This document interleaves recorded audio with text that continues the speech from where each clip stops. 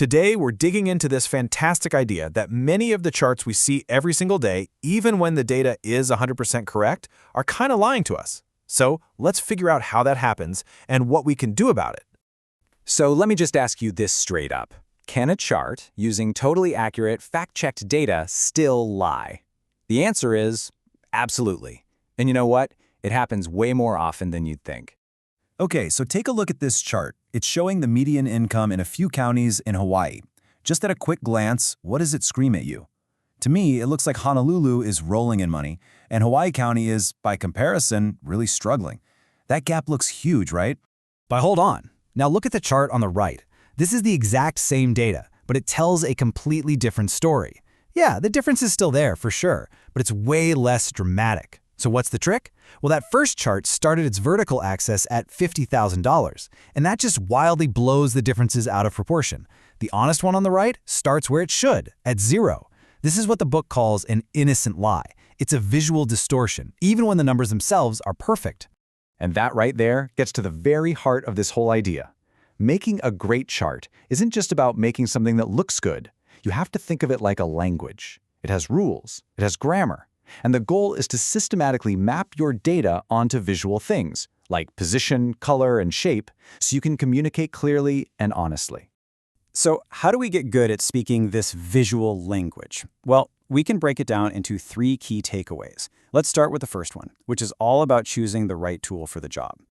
This is the perfect way to think about it. Every type of chart, a bar chart, a pie chart, a line graph, is like a specialized tool in a toolbox. And the key isn't picking the one that looks the coolest. It's about picking the one that's actually built to do the specific job your data needs done. Now, what's so smart about this approach is how it organizes these tools. It's not about the type of data you have, it's about the question you're trying to answer. Are you trying to show how big something is, or how the data is spread out, or maybe how different pieces make up a whole? The question you're asking tells you which tool to grab. So, for example, if your job is to show proportions, parts of a whole, your toolbox has things like pie charts, or maybe some bar charts or stacked bars. Each one tells a slightly different story, but they're all designed for that same basic job. And choosing the right one, well, that's your first step toward making something that's really clear and effective. Okay, let's move on to our second takeaway, and this one brings us right back to that sneaky Hawaii chart. The goal here is simple. Tell the truth with your visuals. I just love this analogy. Think about it. Is your chart a clean, clear mirror that just reflects the reality of the data? Or is it a funhouse mirror, the kind that stretches and squishes things and gives you a warped version of reality? Our goal is always to be the mirror. So how do we make sure we're being the mirror? Well, there's a formal rule to keep us honest, and it's called the principle of proportional ink. It sounds a little technical, but the idea is actually super simple. It just means that the amount of ink you use, so the colored area of a bar or the slice of a pie, should visually match the number it stands for. If one number is twice as big as another, its shape should take up twice as much space. That's it. And that principle gives us this brilliantly simple, totally actionable rule of thumb. When you're using bars to show an amount, they have to start at 0. End of story. This is the exact rule that our first Hawaii chart broke. By starting way up at 50,000, the ink was no longer proportional, and poof, you get that funhouse mirror effect.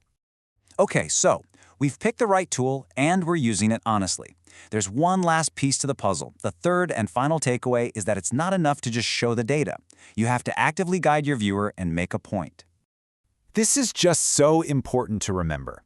As the person making the chart, you know the data inside and out. But your audience, they're seeing it for the very first time. They're not going to spend 10 minutes trying to solve a visual puzzle.